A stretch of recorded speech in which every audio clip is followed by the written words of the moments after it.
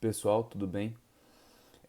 Percebam que no vídeo anterior o que foi trabalhado por fim foi acerca da evolução histórica, ou seja, da evolução diante das teorias que se aplicam à responsabilidade civil do Estado, ou seja, aquelas que se resolvem propriamente em dinheiro, né, em pecúnia. E percebam também que nós vamos dar agora um salto lá para o início do segundo bimestre. E diante dessa evolução histórica, vocês devem estar atentos principalmente em relação às que se aplicam no Brasil. Nós temos três.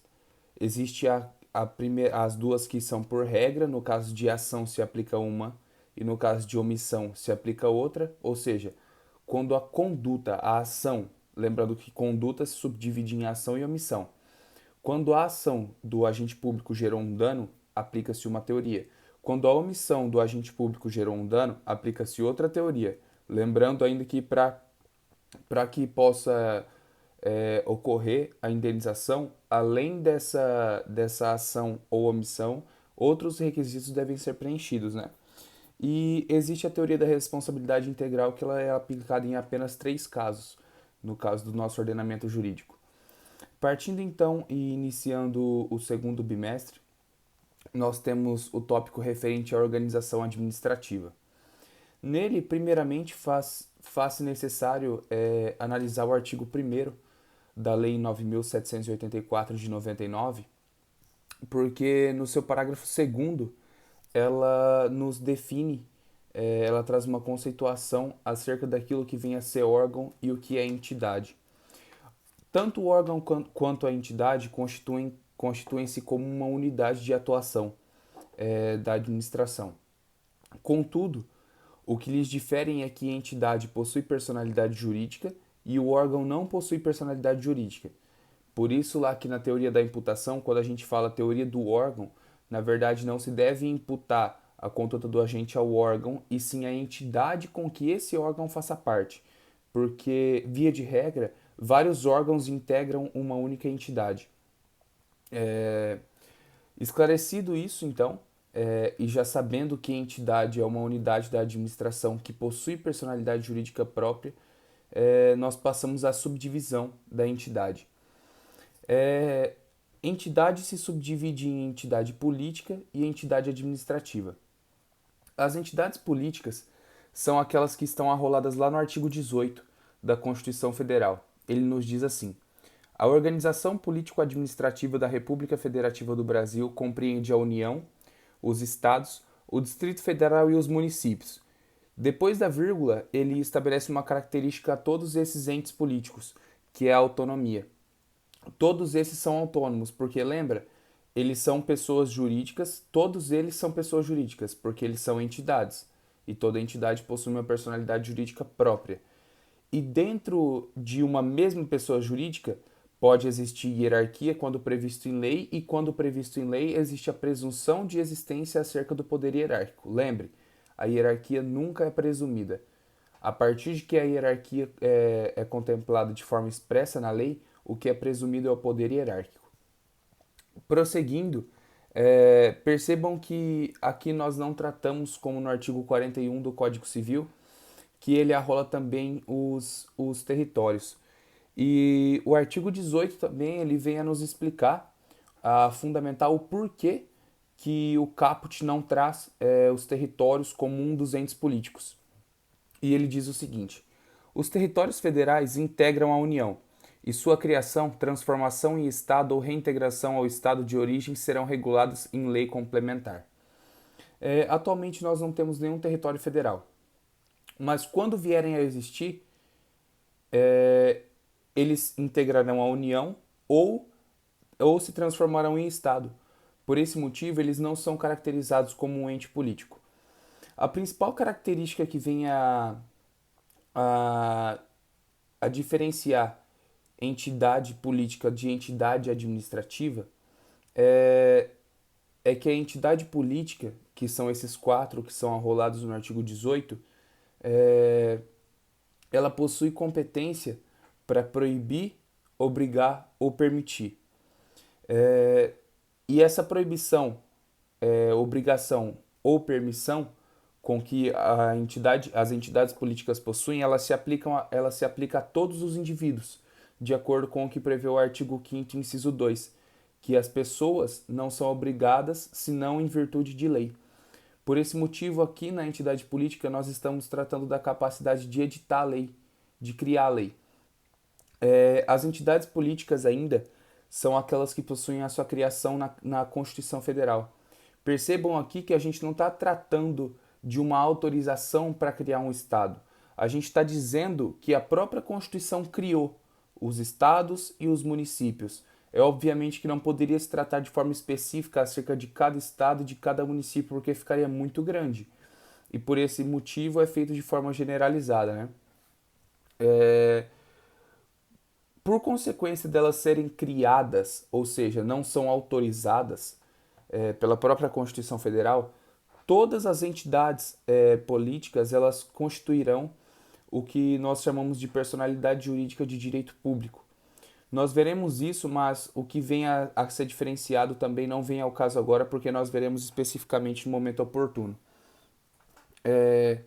Portanto, a gente pode concluir que as entidades políticas são a União, os Estados-membros, o Distrito Federal e os municípios. O Distrito Federal ele é considerado como uma entidade política híbrida, porque ele possui tanto competência estadual quanto municipal. Todos esses quatro, eles formam a administração direta, que é o que nós chamamos de administração centralizada. O centro são as próprias entidades políticas, que é a União, os estados, o Distrito Federal e os municípios. Ou seja, quando um desses entes políticos prestam serviço público diretamente, nós estamos tratando de uma administração centralizada, de uma administração direta.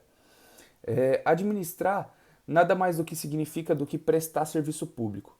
Assim, quando o próprio ente político presta o serviço público, nós estamos tratando de uma administração direta, centralizada, porque ela é realizada pelo centro.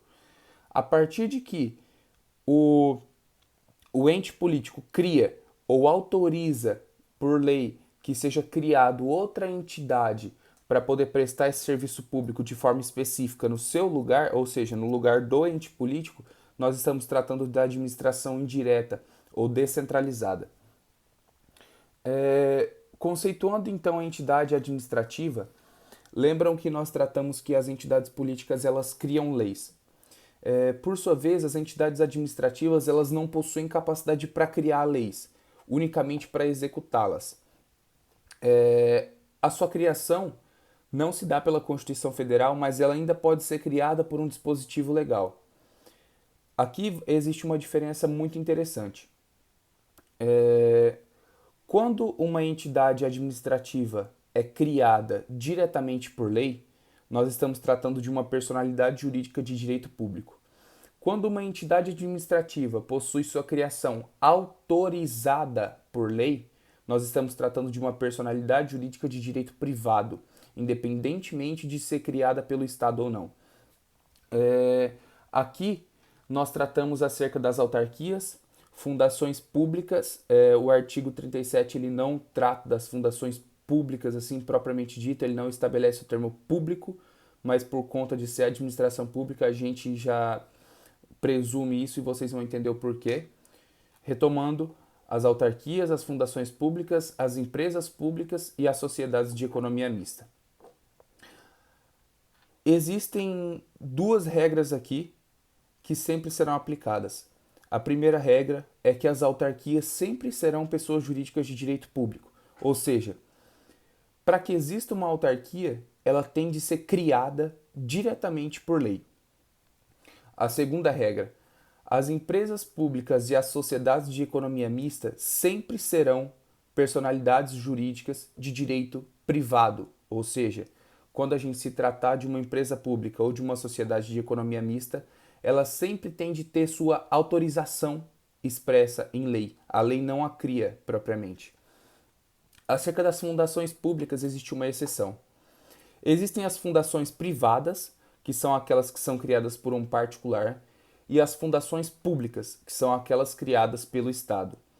Dentro das fundações públicas, que é o nosso tópico de estudo aqui, ela se subdivide em fundação pública com personalidade jurídica de direito público ou fundação pública com personalidade jurídica de direito privado. Se vocês lembrarem aqui que toda vez que for criado diretamente por lei, será personalidade jurídica de direito público, e quando for autorizado por lei, será personalidade jurídica de direito privado, já mata e responde essa questão. Quando o Estado cria uma fundação, ela é chamada de fundação pública. Mas quando ele cria diretamente por lei, nós estamos tratando de uma fundação pública com personalidade jurídica de direito público. Quando o Estado cria uma fundação, ela ainda é fundação pública. Mas quando é prevista a sua autorização para que seja criada em lei, ou seja, a sua criação está autorizada em lei, nós estamos tratando de uma fundação pública também, porque ela foi instituída pelo Estado, mas agora com personalidade jurídica de direito privado, visto que ela não foi criada diretamente por lei. Prosseguindo, quando nós estamos tratando das entidades administrativas, visto elas não formarem o centro, ou seja, as entidades administrativas não são aquelas do artigo 18, ou seja, não são a União, os Estados-membros, o Distrito Federal ou os municípios. E por esse motivo, não são esses próprios entes políticos que prestam o serviço público. Não são esses próprios entes políticos que administram, visto que administrar nada mais é do que prestar serviço público. Sendo assim, quando o serviço público é prestado através de entidades administrativas, nós estamos tratando de uma administração descentralizada ou indireta, porque ela é executada fora do centro, visto que eu já disse a vocês que os centros são aqueles entes políticos, porque ente e entidade são sinônimos, ou seja, são aqueles entes políticos contemplados lá no artigo 18, que são criados diretamente pela Constituição Federal, que são aqueles que possuem capacidades de criar leis.